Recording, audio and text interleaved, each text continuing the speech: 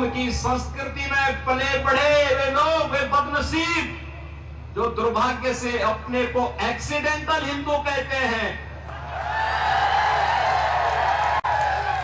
वे कैसे इसको बर्दाश्त कर पाएंगे। वे कहते हैं कि अयोध्या में जब रामलला का मंदिर का उद्घाटन हो रहा था तो वहां पे नाच गाना चल रहा था। अरे जिंदगी भर तो यही तुम्हारा खानदान करता रहा, इसीलिए तो हिंदुओं का अपमान करना, भारत की सनातन संस्कृति को कोसना और भारत के बाहर जाकर के भारत की परंपरा और भारत के संवैधानिक संस्थाओं को कटघरे में खड़ा करके अपने कृत्यों पर और अपनी योग्यता पर स्वयं प्रश्न चिन्ह कांग्रेसी हमेशा लगाते हैं। बहनों और भाइयों, मैं तो आपसे कहने के लिए एक बात कहने के लिए आया हूं। आखिर अयोध्या में 500 वर्षों की इतनी लंबी लड़ाई लड़ने की आवश्यकता क्यों पड़ी? 1526 में जब अयोध्या में रामलला के पवित्र जन्मभूमि पर भगवान रामलला का मंदिर तोड़ करके एक गुलामी का ढांचा खड़ा कर दिया गया था, बहनों और भाइयों, इसकी नौबत ही नहीं आनी चाहिए थी। हम मानते हैं मुगलों ने आक्रमण किया, वे नहीं चाहते थे हिंदू धर्म और संस्कृति का नामो निशान रहे।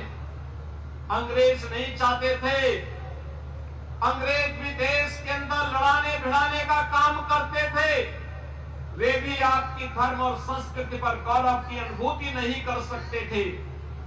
दुर्भाग्य से आजाद भारत में पहली सरकार इन बदनसीबों के हाथों में लगी, जिन्होंने भारत की परंपरा और भारत की संस्कृति को रौंदने के सिवाय भारत को कभी भी गौरव के साथ खड़ा नहीं होने दिया, कभी नहीं खड़ा होने दिया।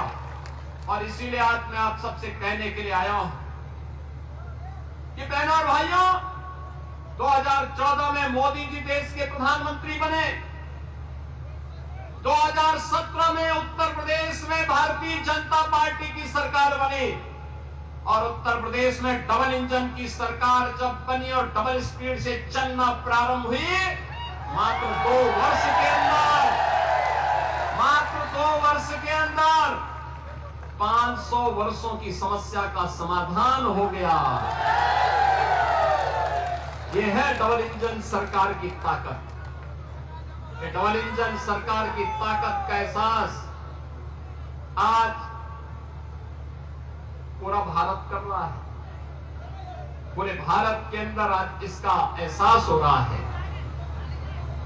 लेकिन 140 करोड़ भारतवासी गौरवान्वित हैं, खुश हैं, प्रसन्न हैं, लेकिन कांग्रेस को इससे भी पीड़ा है।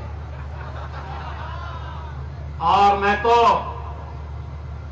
इस विधानसभा क्षेत्र के वासियों को, खासतौर पर भवानीखेड़ा और इस गांव खड़क को इस बात के लिए अभिनंदन करूंगा कि इन्होंने कांग्रेस का खाता खोलने ही नहीं दिया,